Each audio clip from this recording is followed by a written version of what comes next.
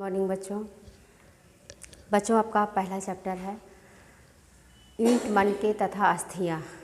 इस चैप्टर में अभी तक हड़प्पा संस्कृति के बारे में आपने पढ़ा कि हड़प्पा का काल कब से माना जाता है, हड़प्पा की खोज किसने की और हड़प्पा नामक स्थल का नामकरण कैसे हुआ।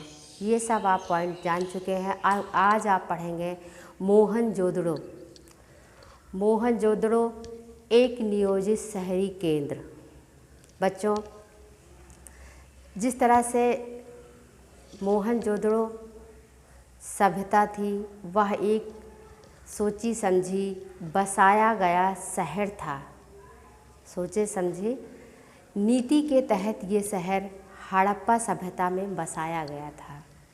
और बच्चों, ये पूरा स्थल है, किंतु सर्वप्रथम हड़प्पा स्थल की खोज की गई थी।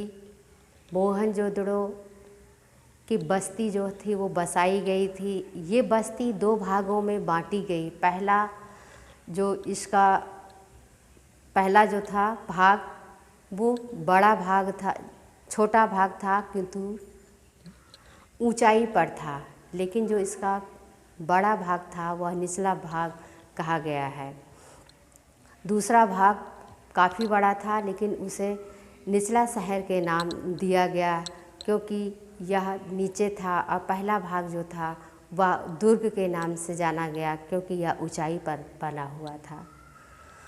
और इसकी संरचना जो थी इस ऊंचाई पर बनने के का कारण था कि वो शहर चबूतरे पे बना था। एक चबूतरा बनाया गया था, उसी चबूतरे पर एक स्थान को बांटा गया था। उसी स्थान पर खंड से विभाजित मकान बनाए गए थे। यहाँ जो संरचना थी वो कच्ची ईंट की चबूतरे पर बनी हुई थी। जो दुर्ग था बच्चों, उसके चारों ओर दीवारें बनाई गई थी। उसे दीवारों से कवर किया गया था, यानी बाउंड्री से। इसका आशय यह है कि यह शहर जो था निचले शहर से पृथक यानी कि अलग था। जो दुर्ग शहर था बच्चों, वो निचला शहर यानी दूसरे शहर से अलग था। और निचला शहर जो था वह भी दीवार से घेरा गया था। इसके अलावा भवन को उच्च चबूतरों पर बनाया गया और जो चबूतरे थे वो नींव का कार्य करते थे।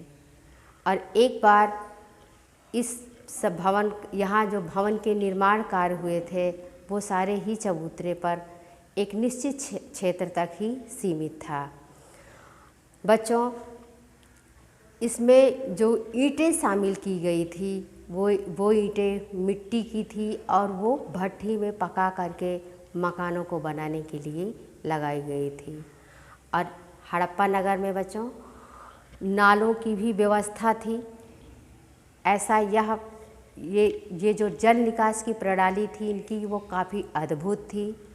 यहाँ पर सड़कों गलियारों को एक ग्रिड बनाया गया था जो एक दूसरे को समकोण पर काटती थी।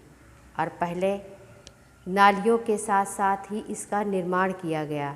अगल बगल के आवासों का भी निर्माण किया गया ताकि घरों का गंदा पानी जो था वह एक जगह इकट्ठा हो सके और जिसे बाहर निकाला जा सके। मोहनजोदड़ो का जो गृह स्थापत्य था वह मोहनजोदड़ो का जो निचला शहर था बच्चों, वह आवासीय भवनों का एक अद्भुत उदाहरण है। इनमें आवास आंगन के में बने होते थे जिसके चारों ओर कमरे होते थे और आंगन के चारों ओर कमरे होते थे। आंगन का जो काम होता था वह खाना बनाने के लिए और अन्य भी घर के सिलाई कढ़ाई जितने भी और कार्य होते थे वो शुष्क मौसम में उसी आंगन में लोग बैठ कर के करते थे। और इन गतिविधियों का सीधा केंद्र आंगन ही होता था।